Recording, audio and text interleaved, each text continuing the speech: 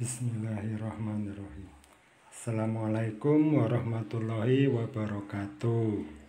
Selamat pagi, salam sejahtera untuk kita semua.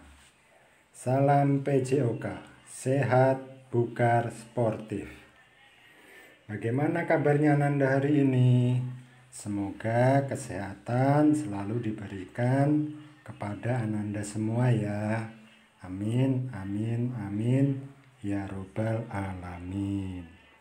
Oh iya, sebelumnya Bapak mau mengingatkan nih, sebelum kita belajar pada materi kali ini, Bapak mohon kepada Anda semua agar kita berdoa dulu.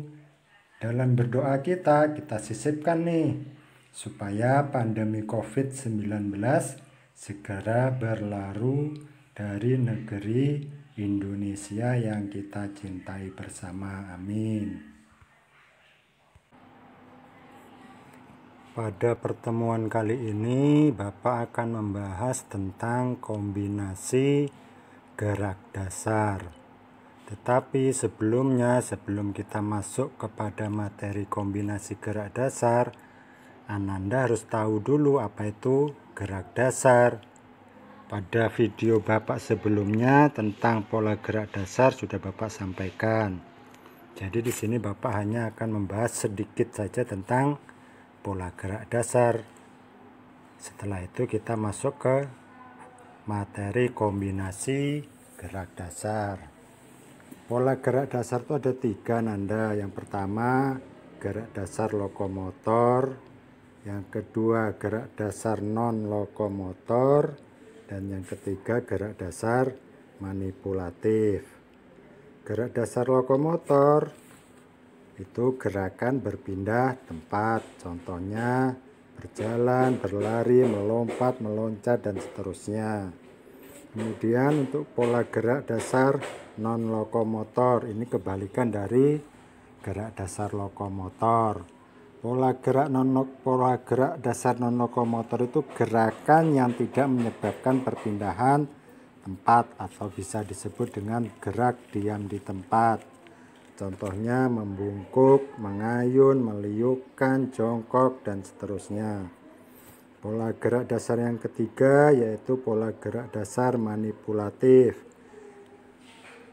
Ini bisa diartikan dengan cara memainkan suatu alat atau benda atau bola. Jadi gerakan yang memainkan alat atau benda itu disebut dengan gerak dasar manipulatif. Contohnya menendang, menggiring, melempar, menangkap, memukul bola, dan seterusnya. Nah, sekarang kita masuk ke materi kita tentang kombinasi gerak. Apa sih itu kombinasi gerak? Kombinasi gerak itu kita menghubungkan antara beberapa gerakan dari salah satu jenis gerak dasar. Gerak dasar tadi ada 3, lokomotor, non lokomotor, dan manipulatif. Ini kita gabungkan. Kita pelajari satu-satu dulu. Yang pertama, kombinasi gerak dasar lokomotor. Tadi sudah tahu lokomotor itu apa sih, ya kan? Contohnya apa lokomotor tadi? Ada berjalan, berlari, melompat, meloncat, menderap, berjingkat, dan seterusnya. Kita ambil beberapa gerakan dari lokomotor itu. Misalkan kita mau ambil berjalan dan berlari. Kita gabungkan gerakannya. Berjalan dulu, dilanjutkan dengan berlari. Ini sudah dapat kombinasi gerak dasar lokomotor. Contoh yang kedua, kita kombinasikan gerak lokomotor misalkan melompat dan meloncat. Bisa, gerakannya seperti apa? Kita lompat dulu, boleh lompat ke depan, boleh ke samping, ke belakang. Kemudian kita lanjutkan dengan meloncat. Ini sudah dapat contoh dari kombinasi gerak dasar lokomotor. Contoh yang ketiga misalkan kita meloncat ke depan, kemudian dilanjutkan dengan berguling. Ini juga bisa dapat kombinasi gerak lokomotor. Contoh yang lain silahkan Ananda cari. Yang kedua yang kita bahas, kombinasi gerak dasar non lokomotor.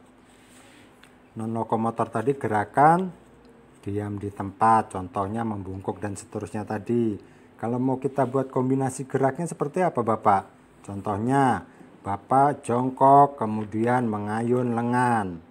Jongkok itu gerak non lokomotor, mengayun lengan juga gerak non lokomotor. Jadi kita gabungkan kombinasi gerak dasar non lokomotor, jongkok dan mengayun lengan.